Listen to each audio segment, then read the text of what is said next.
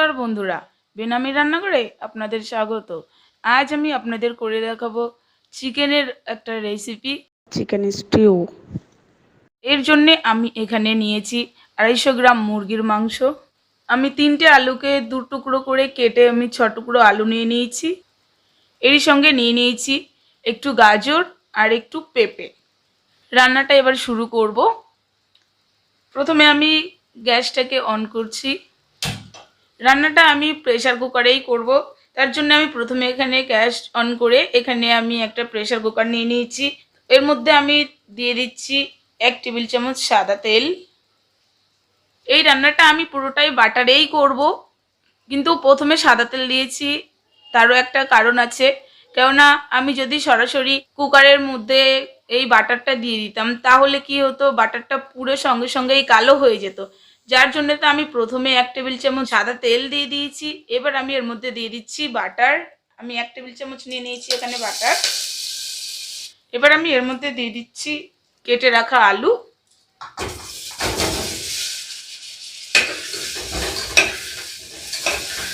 এরই সঙ্গে দিয়ে দিচ্ছি আমি এই কেটে রাখা গাজর আর পেঁপে। বাটারটার সঙ্গে এগুলোকে একটু আমি মিশিয়ে নেব। এবার আমি এর মধ্যে দিয়ে দিচ্ছি জল ঝরিয়ে নেওয়া চিকেন। এটাকে একটু মিশিয়ে নেব। এরই সঙ্গে আমি দিয়ে দিচ্ছি আদা রসুন বাটা 1/2 টেবিল চামচ, পরিমাণ মতো নুন। সবকিছুকে একসঙ্গে নেড়ে চেড়ে খুব ভালোভাবে মিশিয়ে নেব। আমি সবকিছু একবার খুব ভালোভাবে বাটারটার সঙ্গে মিশিয়ে নিচ্ছি। আমি এটাকে 2 মিনিট মতো একটু ভেজে নেব, তার বেশি আমি একদমই ভাজবো না। আর এর মধ্যে দিয়ে দিচ্ছি একটু গোলমরিচ গুঁড়ো। আমি একদমই কম মাত্রায় গোলমরিচ গুঁড়ো দিয়েছি, কারণ আমার ঘরে ছোট বাচ্চা আছে, একদমই সে ঝাল খেতে পারে না। যারা একটু বেশি ঝাল পছন্দ করেন তাদের জন্য এই গোলমরিচ গুঁড়ো আর কাঁচা লঙ্কা চিড়ে এই একই সঙ্গে দিয়ে দেবেন। 2 মিনিট আমার ভাজা হয়ে গেছে। দেখুন এগুলো কোনোটাই লাল হয়নি আর ভাজাও হয়নি। এই 2 মিনিট আমি আদা রসুনের সঙ্গে এটাকে কষে নিলাম বলে কোনো চিন্তা নেই, কারণ এখান থেকে কাঁচা আদা রসুনের গন্ধ বের হবে না। এবার আমি এর মধ্যে দিয়ে দিচ্ছি জল। ছোট ছোট গোটা পেঁয়াজ সিদ্ধ হয়ে যাবে অথচ ভাঙবে না, এরকম খেতে খুবই ভালো লাগে। এটাকে 2টো সিটি মেরে আমি ফিরে আসছি।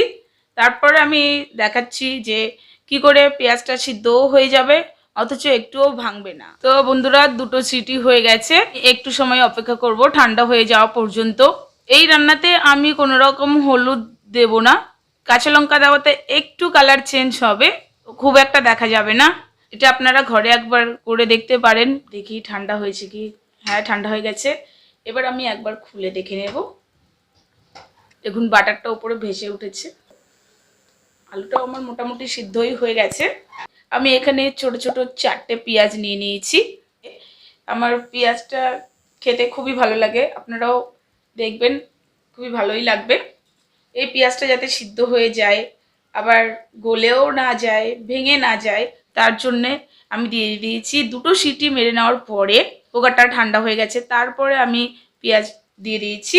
দেখুন এখানে যে স্যুপটা আছে, স্যুপটা অনেকটাই জলের মতন পাতলা আছে। আপনারা চাইলে এরকমও রাখতে পারেন, আবার একটু থিকনেস বাড়ানোর জন্যে আরও একটা পদ্ধতিও আপনারা অবলম্বন করতে পারেন। 1 টেবিল চামচ নিয়েছি কর্নফ্লাওয়ার আর 3 টেবিল চামচ নিয়েছি জল। এটাকে আমি খুব ভালো করে মিশিয়ে নিয়েছি যাতে নিচে জমে না যায়। রুম টেম্পারেচারে রাখা জল নিলেই হবে। এবার আমি এটাকে দিয়ে দেবো এই স্যুপটার মধ্যে। একবার আমি এটাকে নেড়ে নেব, নেড়ে ভালো করে মিশিয়ে নেব। আরও একবার বন্ধ করে দিয়ে আরও আমি 2টো সিটি দিয়ে নেব।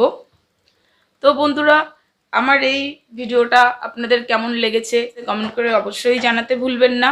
আর এই রান্নার বিষয়ে যদি কোনো প্রশ্ন মনে থেকে থাকে সেটাও আমাকে জানাবেন। যদি আমার এই ভিডিওটা আপনাদের ভালো লেগে থাকে লাইক করার অনুরোধ রইল, আর বন্ধুদের সঙ্গে শেয়ারও করবেন। সাবস্ক্রাইব করে পাশে থাকা বেল আইকনে প্রেস করে দিতে ভুলবেন না, যাতে আমার পরবর্তী ভিডিও আপনাদের কাছে সবার আগে পৌঁছে যায়।